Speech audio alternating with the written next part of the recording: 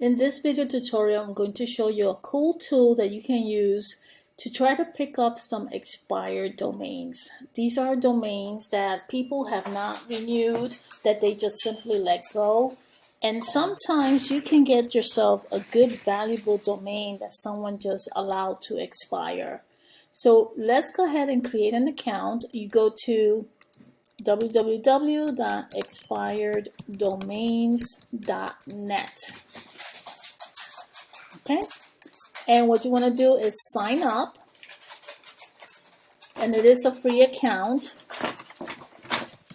And I'm just going to create an account for the Fun Academy and just create a password.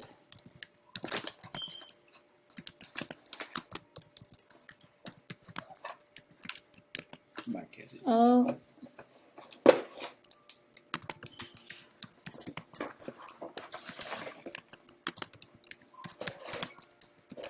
And then enter your email address and sign up for free.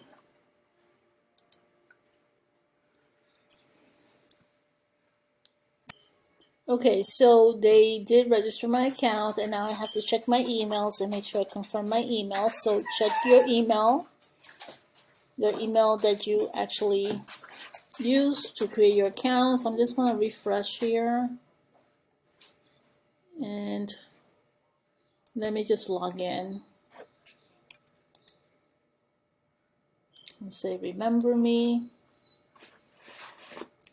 Okay, so this is a really cool tool for you to find deleted domains that people had just let go, they didn't renew, because as you know, the domains do have an expiration date. When you purchase your domain, most likely you set it up for 1 year. You want to make sure that you renew your domain before it expires and reaches that year. And you do receive emails from the registrar, whoever you purchase the domain from. You do receive emails, communications. They don't allow you to expire. You also have to check, because sometimes you have it set on auto renewal. And if you do have it set on auto renew, you just have to make sure that you remember that, because they'll just debit your account with whatever credit card you use to register your domain. So I'm just going to search for some domains and give you examples of how you would search for some deleted domains. And I normally don't look into anything else, only deleted.coms.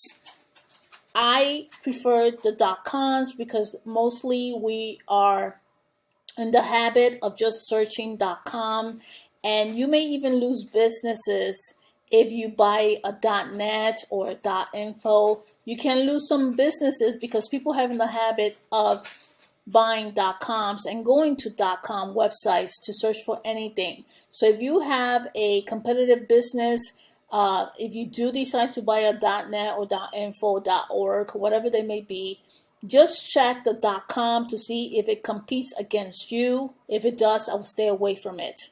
Okay? Best practice is always search for .com. So I'm just going to search for deleted.com. I'm going to click here. And of course, it's going to give me a list of domains that were deleted, that no longer were renewed, and they are available. And as you can see here, there's approximately 3,357,143 domains that were deleted, that were just recently let go. Okay, and it's sorted by the date that it was let go, and as you can see, it says today. These are deleted names that were let go today. Now, what I suggest that you do is not go over these 134,000 pages of domains that have been deleted. What I suggest is that you do perform a filter. So here you can actually search for domains that starts with a certain word, or starts with a certain letter, or contains a certain word, or ends with a certain word. Okay, so you can narrow down your list. So I can say something that, let's say, starts with,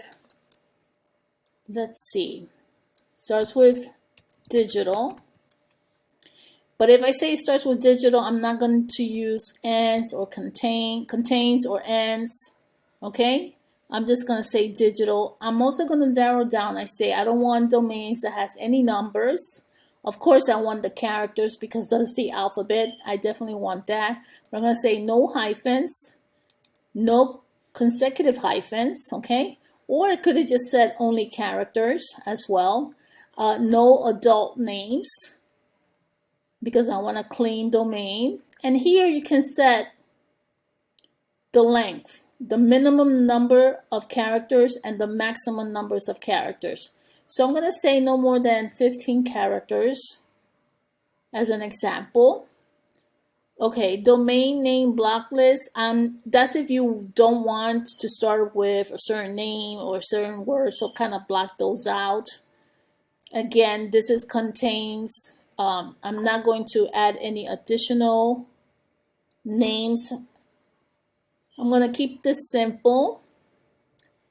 Okay, so I am not going to enter register or name servers. I'm just going to keep it simple, and I'm going to say dictionary words, domains, and I'm just going to say English. Again, I'm going to say maximum of 15 characters, no more than that. You see, and these are domains that were deleted, you can say, in the last 12 hours, last 24 hours, last 48 hours, last 7 days, or so forth. I'm not gonna check this. I'm gonna say just leave it.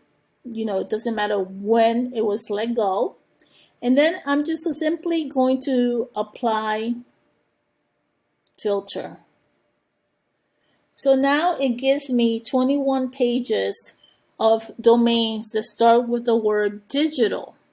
Okay, again, you can search any domain that starts with any word. If you're looking for dating, if you're looking for finance, for fitness, for health, whatever it may be, you can search a domain using those keywords. So let's say if you wanted to find a fitness domain, right, and you want the word fitness or the word fit to be included in the domain, you can add those as well.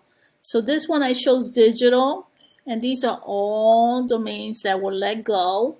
And if I go to the next page, you can see that there's a good handful of domains that were let go.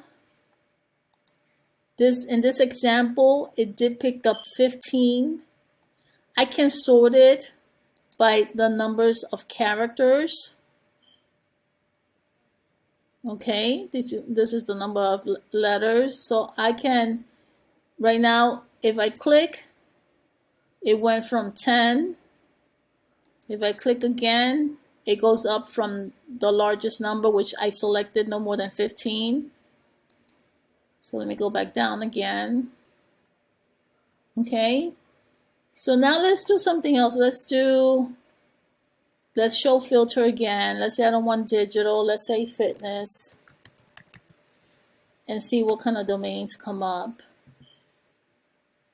So as you can see, it brings up a good amount of all domains. And it's bringing up fitness first because that's what I selected. I said, show me only domains that starts with the word fitness, that is only characters, and that is up to 15 characters long.